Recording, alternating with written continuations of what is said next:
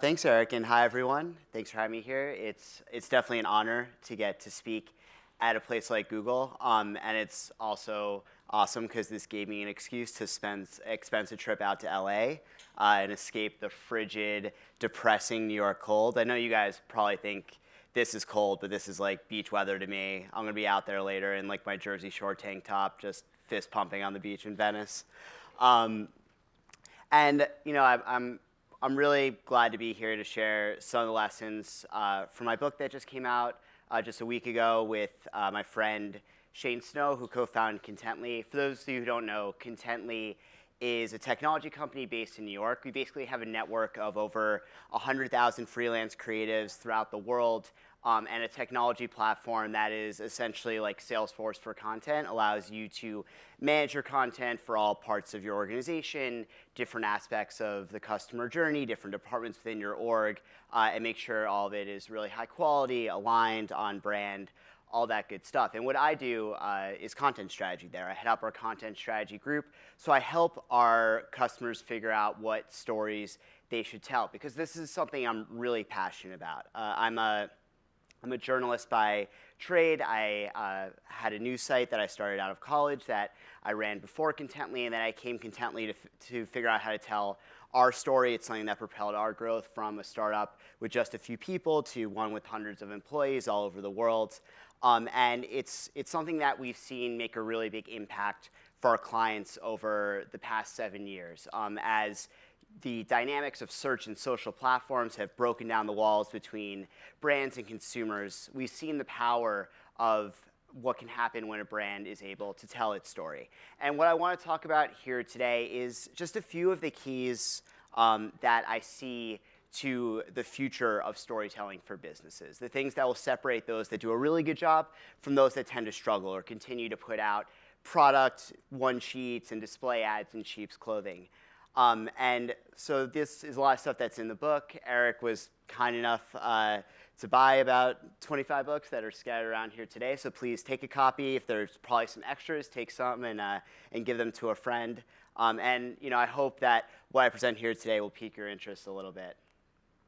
So at Contently, we have this mural on our wall that says, "Those who tell the stories rule the world." It's a Native American proverb, and it's something that really captures the ethos of the company, something we really believe. And in every presentation, everything we do, we want to tell a story. So I want to start with a story here today. And it's a story of Thomas Edison, known to you guys probably as a really great inventor. But what a lot of people don't know is that Edison was an even better businessman. He was kind of like the Steve Jobs of his day.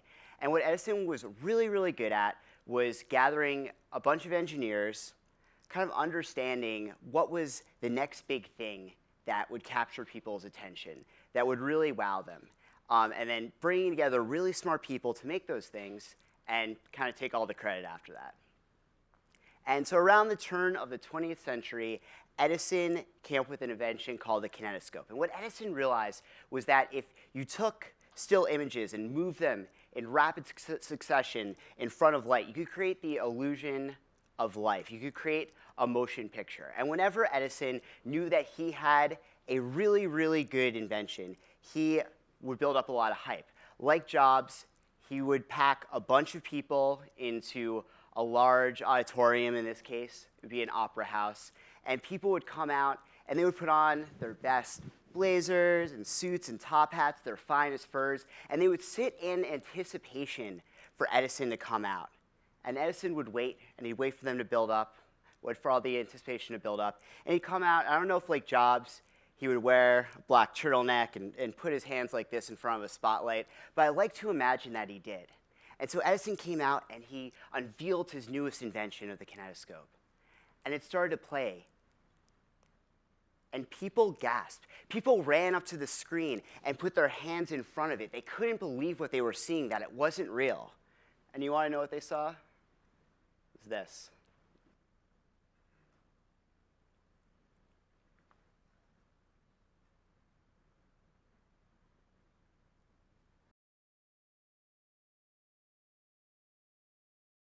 It was garbage. People literally watched garbage. This first movie was straight up garbage. People put on their finest furs, their best top hats. They got a babysitter to go and watch the kids at home so that they could watch garbage. But the thing is, they loved it. And this led to the launch of Hollywood. There was 23 movies released between 1900 and 1909. The next decade, over 4,600. In the 20s, nearly 7,000 films. And some of those films were quite good. They were hits. But then something happened. And the number of films being produced in Hollywood started to decline. And there's a reason for that, is that while there's a few really good films, most of them were garbage. Most of them had no narrative, no plot, no story. They were just kind of grainy footage of a train or garbage. And it's actually one of the first storytelling lessons that we'll learn, which is that garbage stories are only cool when they're novel. Only when that medium first comes out were people willing to come in and get dressed up all fancy to go watch garbage. But once it stopped being new, they stopped wanting to keep coming out. And this is a pattern that we actually see with all mediums, with web content. So I don't know about you guys, but when I first got the internet, got that AOL dial-up, had that sweet serenade of shutting off my mom's phone line and dialing up. GeoCities was my jam. I was just enamored from a young age with this dynamic where you could go and see this information and content that people from all over the world were posting, or see stuff that your friends were posting. It didn't matter if it was good or not. I spent hours reading random Zyngas and live journals and GeoCities pages. I would read the embarrassing, emo poems and confessionals that my friends would post. And if I have to admit, I probably posted some of those myself as well. Please, no one try and find them. I'm sure they exist somewhere. But eventually what we get is that stopped becoming novel. And before long, the internet became this kind of cesspool of garbage content being posted onto the web. We got bad eHow articles about how to write bad eHow articles. We saw this with blogs. When the first-person blog came out, we had people like Bill Simmons and Pete Cashmore that were able to build this giant audience without a lot of promotion just by posting these kind of first-person blog posts and essays and online. But eventually, we just got more and more of that crap. We got this slew, this cesspool of first-person blogs and narratives, and it became harder and harder to break through. We saw this with infographics. It used to be that if you could make an infographic in the early 2000s, you get on like any blog out there. But so many people started creating bad infographics that didn't communicate information very well, that didn't tell a story, that by 2008, Mashable was banning any guest post submissions or any submissions with infographics in them. We saw this with Facebook.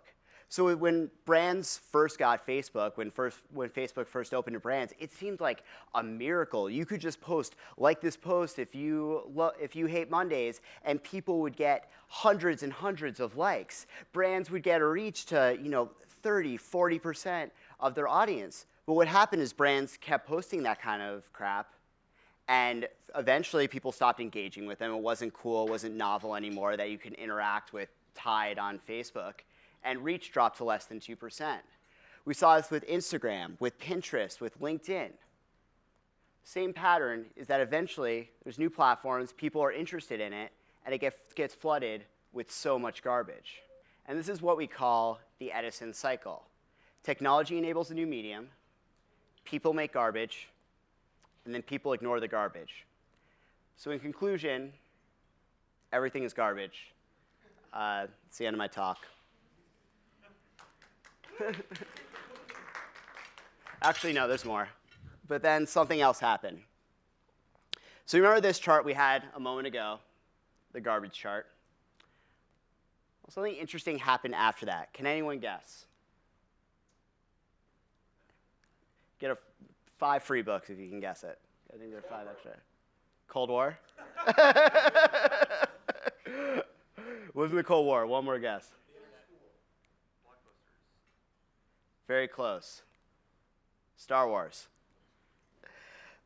So in 1977, Star Wars came out, and it recaptured and reinvigorated people's imaginations with what going to the movies could be like. People started to get that feeling they had from that first moment where they saw Edison's film, where you went and it was an event.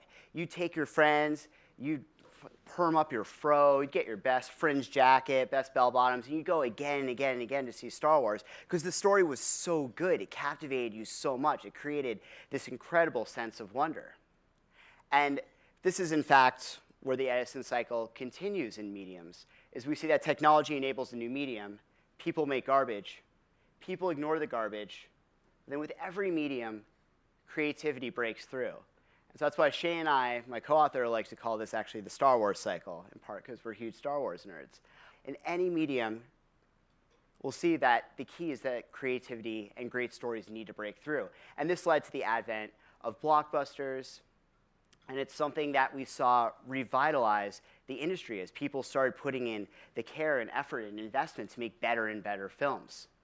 And we see this with all mediums. So let's go back to web content. By the late 2000s, content on the web had a lot of noise, a lot of mess in it.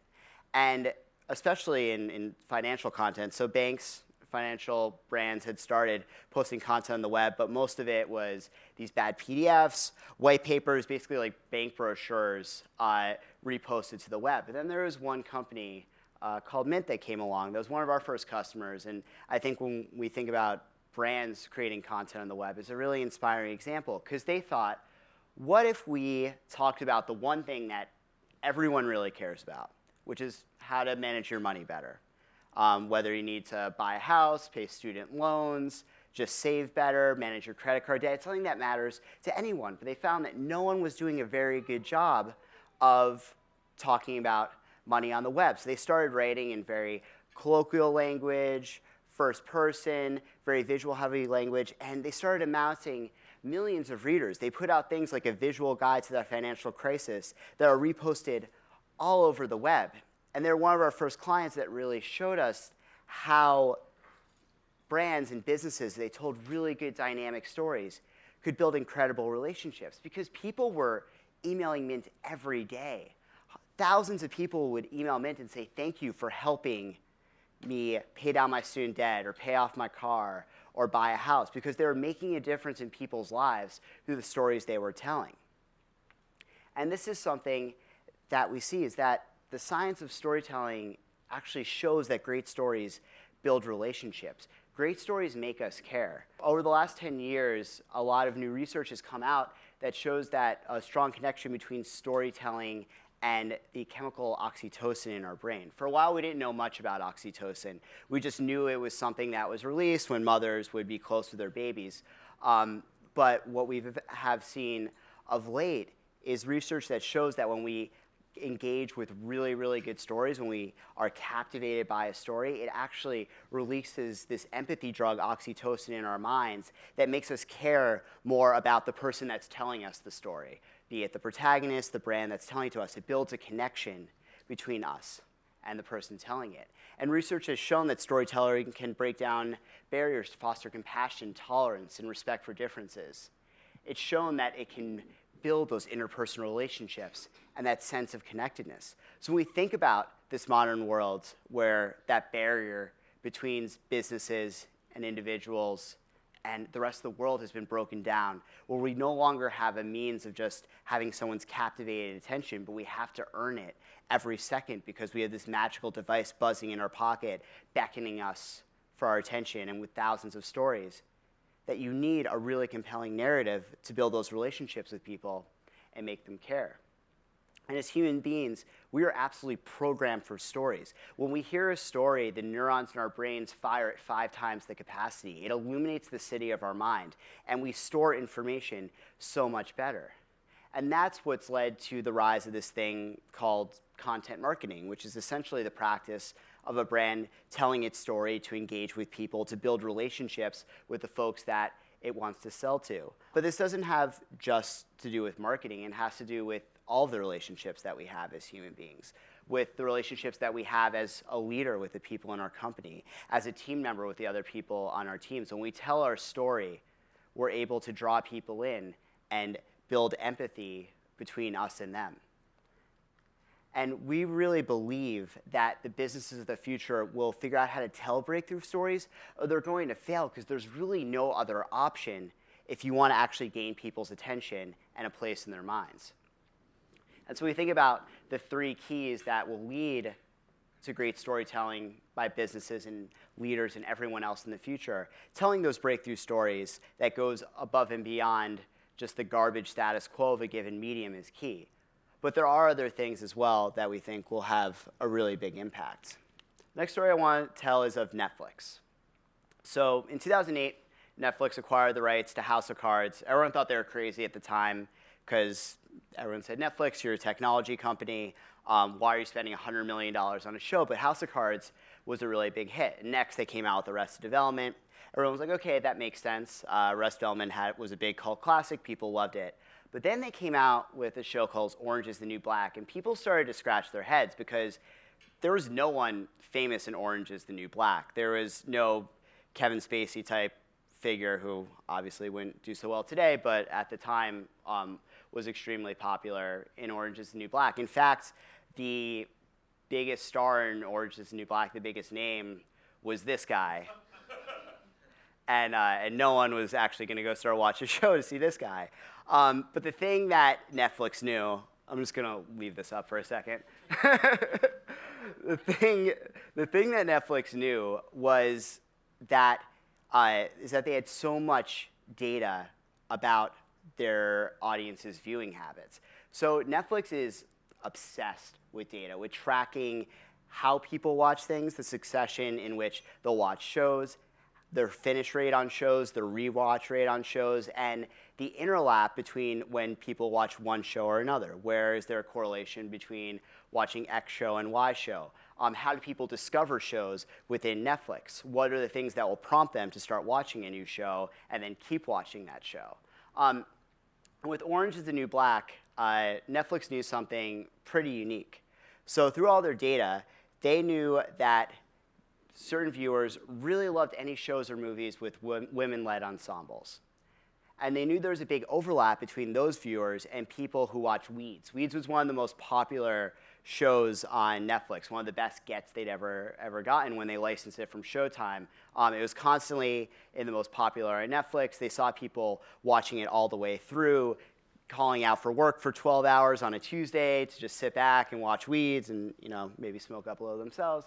And they also knew that those people were very likely to watch a show that was prompted to them by Netflix. So there are certain viewers that took Netflix recommendations very seriously and would watch a show unprompted. So they saw there was this intersection with Orange is the New Black, which is a women-led ensemble that was started by the same showrunner, Benji Cohen, as Weeds, and would succeed well with viewers that were prompted by Netflix recommendations to watch this show.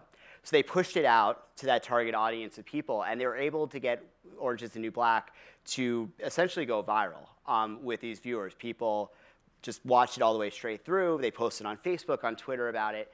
And Orange is the New Black, which is a much smaller investment than House of Cards was a huge success. It actually paid off in 3 months, helping Netflix earn over 630,000 subscribers, more than House of Cards or Arrested Development had for them.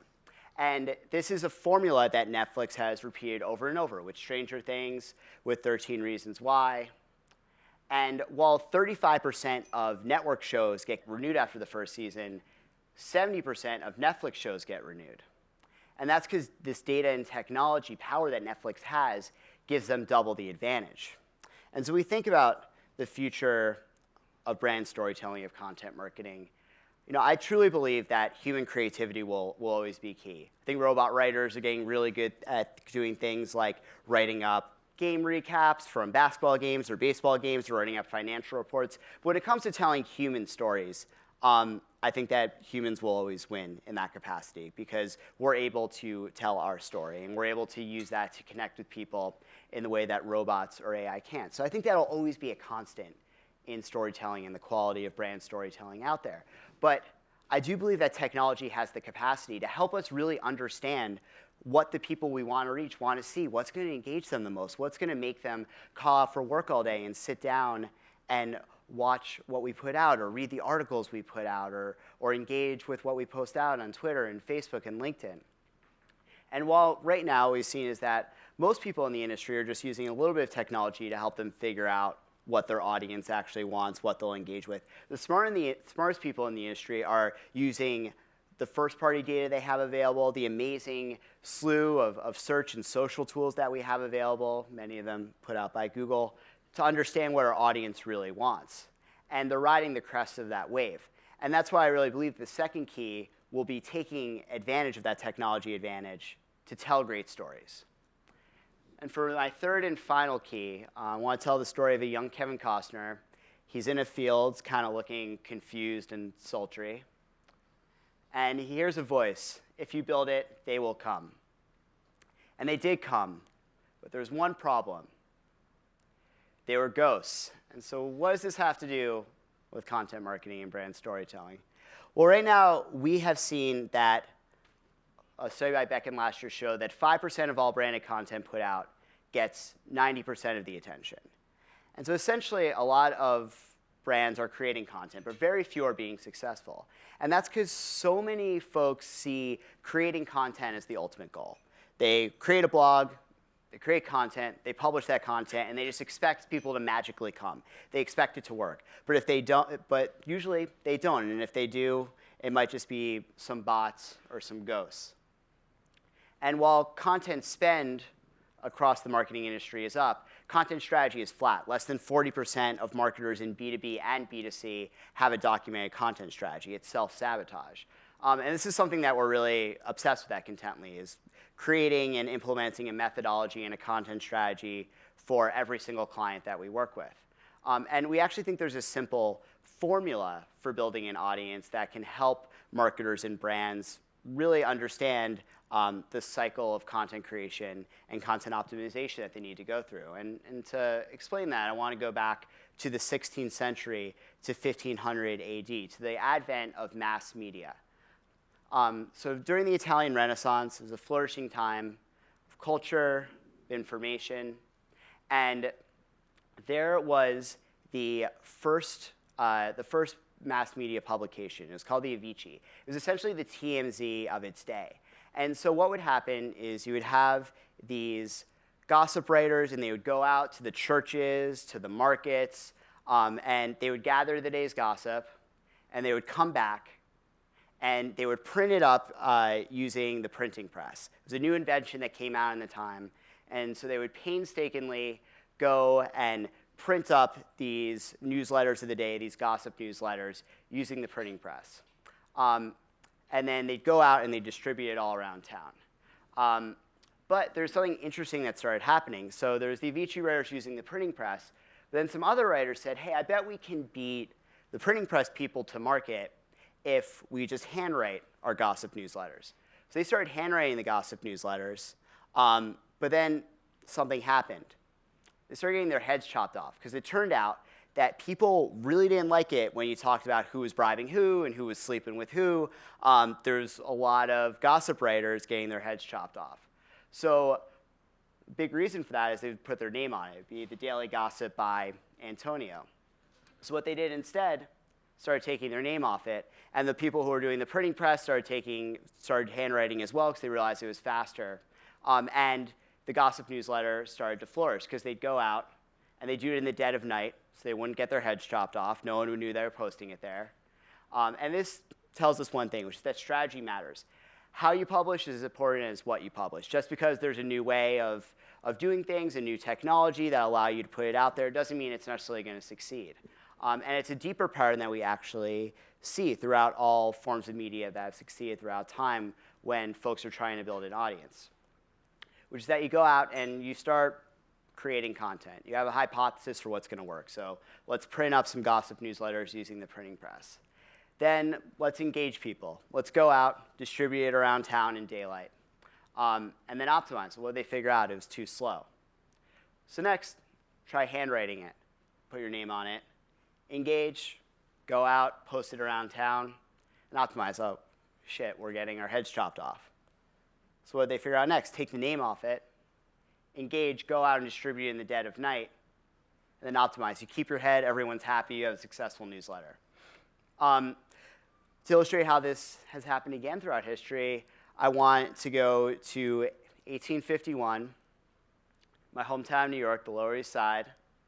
And this was the start of the advent of the big mass market newspaper. Everyone who was anyone, anyone who was anyone had a newspaper at this point. And there was essentially two big rivals in the newspaper market at the time in New York.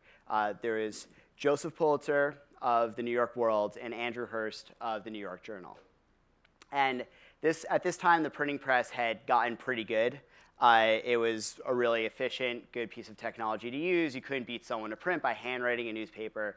Printing press was great. So reporters would go out, they'd gather today's news, bring it back, print it up in the newsletter, in the newspaper, and then they would give it to these chain-smoking 11-year-olds to go out and hand out to people as they were getting on the subway. They'd gawk extra, read about it, and what they found is because the only way to really get to sell newspapers and get in people's hands was to have as sensational headlines as possible, something you'll probably find familiar if you've been on Facebook lately. So it'd be things like woman survives mad leap and war is coming. But then this journalist, one of my favorite people in history, came along and proposed a better way to tell these stories. Because at the time, what the New York World and the New York Journal really wanted was loyal subscribers. They wanted people who would get the newspaper delivered to their house every day, have a sustained model instead of having to go and compete for sales just by having chain-smoking 11-year-olds hawking newspapers at subway stations. And Nellie Bly was a young journalist. She came in to Joseph Pulitzer's office, and she asked for a job that was seen by most as only a job for men at the time. But she was a brilliant woman, incredibly courageous, and what she proposes is that she wanted to get locked up in a mental hospital for 2 weeks and document everything that was happening inside. And so Joseph Pulitzer said, okay. She went, she got locked up, and she wrote everything she could about the atrocities inside the mental hospital. Joseph Pulitzer got her out. They published a serial story about all the atrocities in the New York mental health system. It led to mental health reform inside of New York State and then eventually across the country. But even more importantly for Joseph Pulitzer, it led to a great degree of loyalty for the New York World. People started subscribing. And this teaches us a lesson, which is that where content is everywhere, as it is today, go deep, tell bigger stories, tell better stories, tell stories that differentiate you from the next website out there. And that gimmicks are fleeting, but quality always builds loyalty. And again, we see the flywheel pattern. They started creating content that was just sensational headlines. They would have the chain-smoking 11-year-olds go and hawk it all over near subway stations. They'd optimize, there's no loyalty. So then they started creating better stories, deep investigative stories. They engaged people, had the chain-smoking 11-year-olds hawk the newspapers all over town, and they optimized. They got subscribers. They got a better business model. And this led to the biggest newspaper empires and media empires in the country. Andrew Hearst eventually adopted this model and now has his glimmering glass tower in New York. Joseph Pulitzer took the lessons that he learned and started Columbia Journalism School. And this eventually trickled down to all these different trades. It wasn't just mass newspapers that were extremely successful, but verticalized magazines and under Hearst's empire in fashion, in news, in economics. And finally, I want to show how this has applied during the digital age. I want to tell the story of Upworthy. I know we often derive Upworthy today, but there's a lot we can learn from its rise into the fastest growing media company in history. So in 2012, Upworthy came out, and they had a simple idea, which is that there's all this awesome content that was out there, really inspiring stories on YouTube that was basically had been thrown away. It had really incomprehensible titles and metadata. It wasn't really searchable or findable by anyone. And they thought, what if we take that garbage? It's actually pretty good, and repackage it in a nice package, different headlines, very shareable article format, and then distribute it out there. Test it a bunch of different ways on Facebook through Facebook ads, just a few dollars each, and figure out which packaging worked best, which headline, which hero images, et cetera. And then they would optimize. They'd test all these different ways of getting it out there. They'd find the winner. and then they'd send it to as many people as possible through organic and paid Facebook distribution. And then over time, they would figure out better and better ways to package content. They'd figure out what types of videos they could find or make worked really well, really inspired people. They'd go and they'd test it, 25 different variations, at least every story, and they'd optimize. And then they'd figure out the even better packaging, the one with the dinosaurs and the ribbons. They'd engage people through an email newsletter list that they built up, and they were able to optimize. They were able to build a huge business out of it because they got a huge audience that they built up on Facebook and via their email list, people who love these inspiring stories.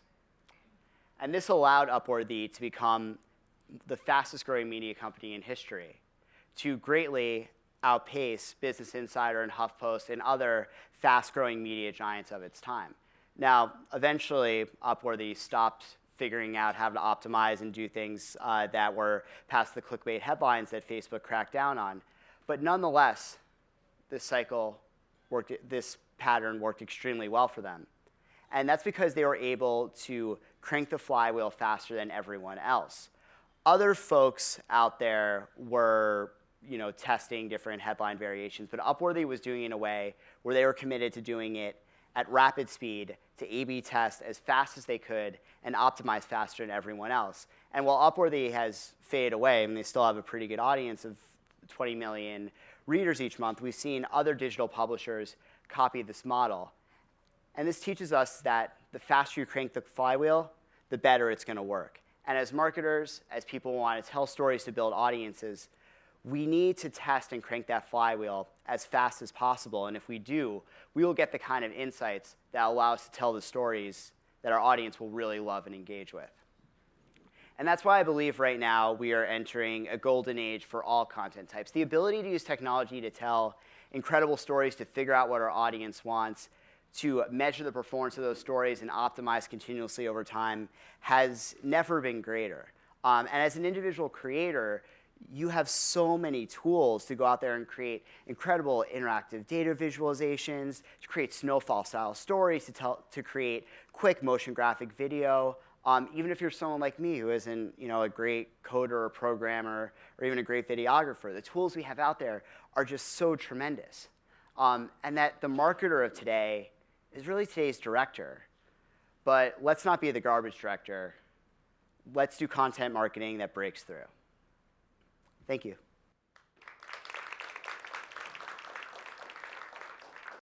So the first question that I wanted to ask was around the challenges in today. And so what I mean by that is every day I meet different kinds of people that'll tell me some spiel along the lines of, I want to tell my story, but I feel like it's already been told. And to some extent, that might be true, if you've studied or read Campbell. But would you have any words of advice or point someone in the right direction of how do you approach that? How do you get past that mental hurdle of, I want to say something, I feel like what I have to say is unique, but it's already been told? I'd say that, especially if you have a business, right? There's a chance you start it for a reason that is unique to you, that has been said before. You have a perspective on the industry, something you're passionate about that other people haven't said or haven't thought of before. Like for us, it was this simple idea with Shane and our co-founder Joe, is that Shane was a student at Columbia Journalism School. He graduated 26 years old, saw that all these different really talented writers around him were looking for work, couldn't find work, couldn't figure out how to make a website to get freelance work because the recession was just destroying digital media all over the place. Our other founder, Joe, was a young serial entrepreneur in Vegas who really couldn't find any writers to create content for his blog because he saw that was becoming really important with the increase in search traffic and the advent of social media. And they came together, basically to create a company to bring those two together. That's like a unique brand story that no one else had told before and is incredibly compelling. Our salespeople tell it in most every meeting.